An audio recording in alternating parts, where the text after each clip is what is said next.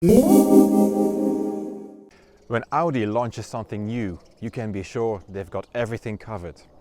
They call it voorsprong door techniek. Basically, they've got the technology the others don't. We were curious to find out what that means in the case of the e-tron, Audi's very first all-electric vehicle that wants to put up a fight against the Jaguar I-Pace and the Tesla Model X. What exactly does the e-tron have that makes it a better EV than the other two? We tested it for 1 week and came up with a set of 7 different arguments. It's not because the e-tron is an EV that it mustn't feel like a real Audi.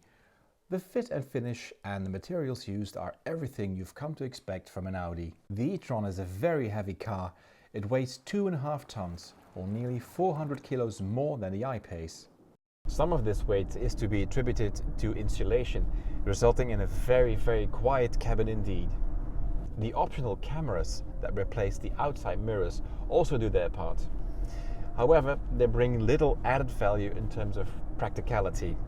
First of all, the screens that you see here in the door panels, they are relatively small, and secondly, you have to tilt your head in a relatively awkward position to look what's going on to the left-hand side of the vehicle.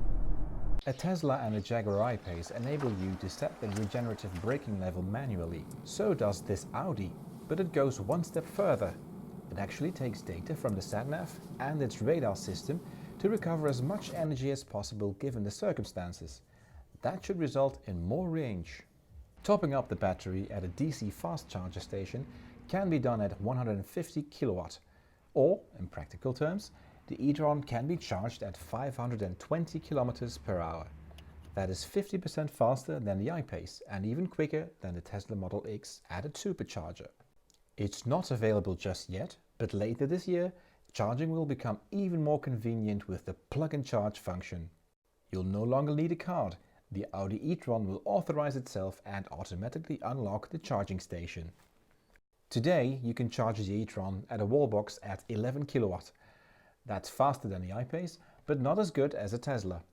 That is why later this year, you can opt for a supplementary charger to double the capacity. At 22 kilowatts, you can charge your e-tron at home in about 5 hours. Compared to its British and American competitors, this German EV boasts better residual values, reflected by the lower lease rates across Europe.